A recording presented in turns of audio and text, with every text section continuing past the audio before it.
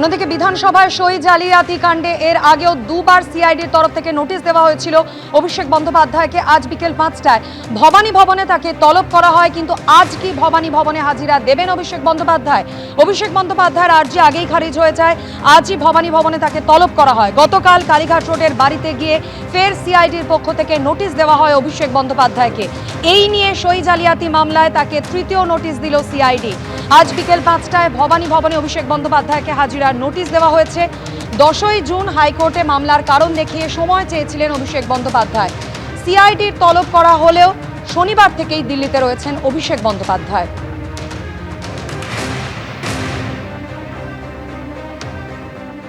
একদিকে যেমন আমাদের নজর থাকবে যে আজ বিকেল 5টায় ভবানী ভবনে সিআইডির তলবে অভিষেক বন্দ্যোপাধ্যায় সাড়া দেন কিনা সেদিকে, আর অন্যদিকে গতকাল অভিষেক বন্দ্যোপাধ্যায় ঘনিষ্ঠ ফলতার পরাজিত তৃণমূল প্রার্থী জাহাঙ্গীর খান, তিনি রাজ্য পুলিশের এসটিএফ এর জালে একেবারে ভারত নেপাল সীমান্ত থেকে গতকালই তাকে পাকড়াও করে যৌথ বাহিনী।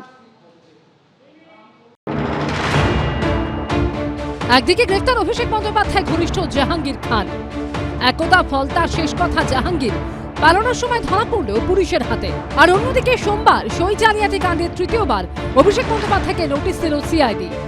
এখন অব্দি একবারও অভিষেক বন্দ্যোপাধ্যায় সিআইডির কাছে হাজিরা দেননি, কিন্তু খেল খতম হয়ে গেল তার ঘনিষ্ঠ পুষ্পার। প্রায় 2.5 সপ্তাহের লুকোচুরির পর ভারত নেপাল সীমান্ত থেকে জাহাঙ্গীর খানকে পাকড়াও করল রাজ্য পুলিশের এসটিএফ। ফলতাবাসী খুশি, যেভাবে ভয়ঙ্কর সন্ত্রাস চালিয়েছিল 15 বছর ধরে, আগামী দিনে চাইবো অভিষেক ব্যানার্জিও অ্যারেস্ট হোক। 1 জুন হাজিরা এড়ানোয় অভিষেক বন্দ্যোপাধ্যায়কে তলব করে সিআইডি। ইন্ডি জোটের বৈঠকের জন্য সোমবার দিল্লিতে ছিলেন অভিষেক বন্দ্যোপাধ্যায়। সোমবার হাজিরা না দেওয়ায় তার কালীঘাটের বাড়িতে গিয়ে ফের নোটিশ দেয় সিআইডি। মঙ্গলবার বিকেল 5টার মধ্যে অভিষেক বন্দ্যোপাধ্যায়কে হাজিরা দিতে বলা হয়েছে ভবানী ভবনে। প্রথম নোটিশে হাজিরা দেননি অভিষেক বন্দ্যোপাধ্যায়, দ্বিতীয় নোটিশে হাজিরা দেননি অভিষেক বন্দ্যোপাধ্যায়, তৃতীয় নোটিশ সিআইডির তরফ থেকে সার্ভ করা হলো। এবং এই যে নোটিশ দেওয়া হলো, সেই নোটিশ যখন দেওয়া হয়েছে সেটি একটি কপি তারা রিসিভ করে নিয়েছেন এবং একটি কপি অভিষেক বন্দ্যোপাধ্যায়ের জন্য তিনি তার বাড়িতে কিন্তু তারা দিয়ে দিয়েছেন। এখন দেখার বিষয় এই সই কাণ্ডে অভিষেক বন্দ্যোপাধ্যায়ের তৃতীয় যে নোটিশ, সেই নোটিশে সাড়া দিয়ে তিনি উপস্থিত থাকেন কিনা। এদিকে সোমবারই রাজ্য পুলিশের এসটিএফ গ্রেফতার করেছে অভিষেক বন্দ্যোপাধ্যায়ের ঘনিষ্ঠ তৃণমূল নেতা জাহাঙ্গীর খানকে। ক্রাউন প্রিন্সকে 1,68,000 ভোট পাইয়ে দিয়েছে। জাহাঙ্গীরের বিরুদ্ধে ব্যবস্থা নিতে গেলে অনেক সমস্যা থাকতে পারে, এরকম অনেকে বলছে যে জাহাঙ্গীর যদি মুখ খোলে তাহলে খুব কেলেঙ্কারি হতে পারে। যেমনটা জানা যাচ্ছে যে নেপাল এবং বাংলাদেশ সীমান্ত, সেই জায়গায় কিন্তু আজকে এসটিএফ এর টিম ডায়মন্ড হারবার জেলা পুলিশকে সঙ্গে করে নিয়ে তারা হানা দেয় এবং সেখানে হানা দিয়ে তারা খবর পায় জাহাঙ্গীর খান নানা সময় নেপালে তার যাতায়াত ছিল এবং সেই মতো নেপালে তার একটা কানেকশন রয়েছে এবং সে একটা ঘর ভাড়া নেয়। সেই ঘর ভাড়া নিয়ে থাকতে শুরু করে, তার পরিবারকে সঙ্গে করে, তার স্ত্রীকে নিয়ে, সন্তানকে নিয়ে, এমনকি সন্তানকে নেপালের স্কুলে ভর্তি করে দিয়ে পাকাপাকিভাবে নেপালেই থেকে যাওয়ার পরিকল্পনা ছিল। জাহাঙ্গীর খানের জালে ধরা পড়ার খবর চাউর হতেই এভাবেই ক্ষোভ বিক্ষোভ রোষ আছড়ে পড়ল তার বাড়ি, পার্টি অফিস এবং গাড়িতে।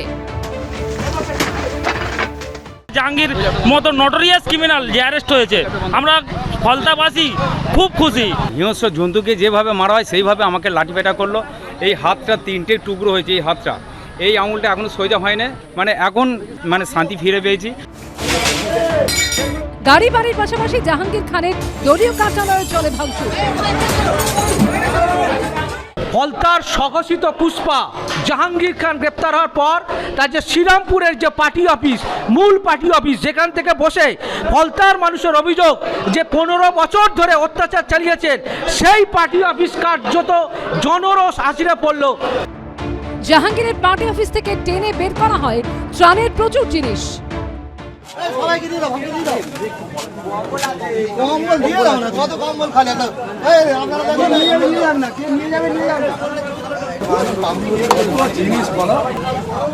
পনেরো বছর ধরে ফলতার মানুষকে কপালে বন্দুক ঠেকিয়ে ভোট দিতে দেয়নি, ভয় দেখিয়েছে, সবার শাস্তি হবে এবং তার বসেরও হবে।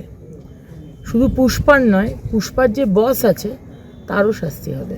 অপেক্ষা করুন। গড়াদের পিছনে জাহাঙ্গীর খান, আর কি চমক অপেক্ষা করছে? পার্থপ্রতিম ঘোষ, গৌতম মণ্ডল ও আবির দত্ত রিপোর্ট, এবিপি আনন্দ। টালিগঞ্জের স্টুডিও পাড়ার ত্রাস স্বরূপ বিশ্বাস, যার বিরুদ্ধে ভয় দেখানো, তোলাবাজি, খুনের চেষ্টা, অস্ত্র আইন সহ একাধিক জামিন অযোগ্য ধারায় মামলা রুজু হয়। তারপর 18 জুন পর্যন্ত পুলিশ হেফাজতে নির্দেশ দেয় আদালত।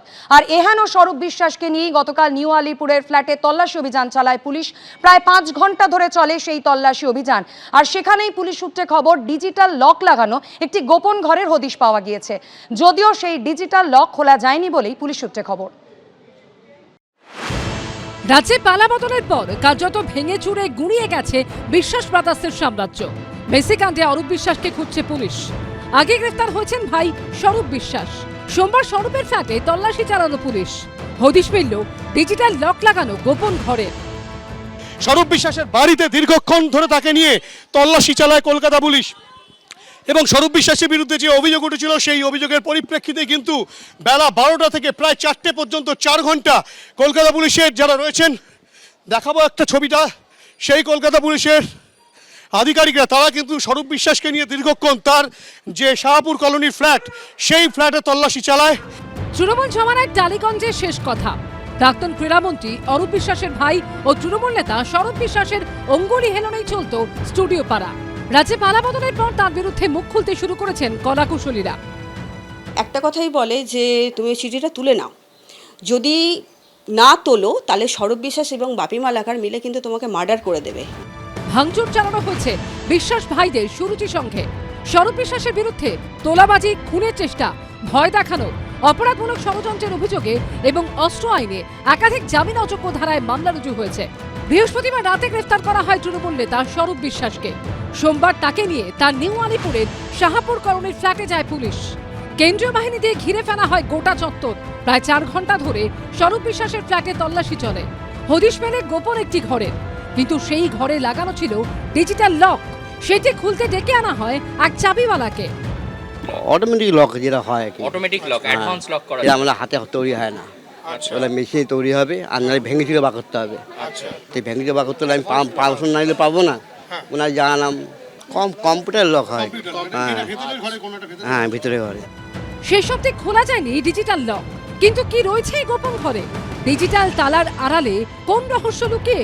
পাসওয়ার্ডই বা কার কাছে রয়েছে? স্বরূপ বিশ্বাসের গুপ্ত ঘর নিয়ে তৈরি হয়েছে ধোঁয়াশা। কি সম্পদ আছে ডিজিটাল তালা দেওয়া অত্যাধুনিক প্রযুক্তির ব্যবহার করে? কি এমন লুকিয়ে রাখা হয়েছে? এ তো খুললে পরে তবে বোঝা যাবে, তাছাড়া তো বোঝা যাবে না। তবে যা মাল মশলা তৃণমূল কংগ্রেসের নেতাদের বাড়ি থেকে বেরোচ্ছে, আগামী দিনে বাংলার যে ফিল্ম ইন্ডাস্ট্রি বা ওয়েব সিরিজ ইন্ডাস্ট্রি খুব ভালো চলবে। টলিউডে একের পর এক ওয়েব সিরিজ তৈরি হবে দেখে নিয়ে। সূত্রের খবর, তল্লাশির পাশাপাশি স্বরূপ বিশ্বাসের পরিবারের সদস্যদের সঙ্গেও কথা বলে পুলিশ। এখন সবার নজর গোপন কুঠুরির দিকে। কি বেরোয় সেখান থেকে সেদিকে। হিন্দলদের রিপোর্ট, এবিপি আনন্দ, কলকাতা।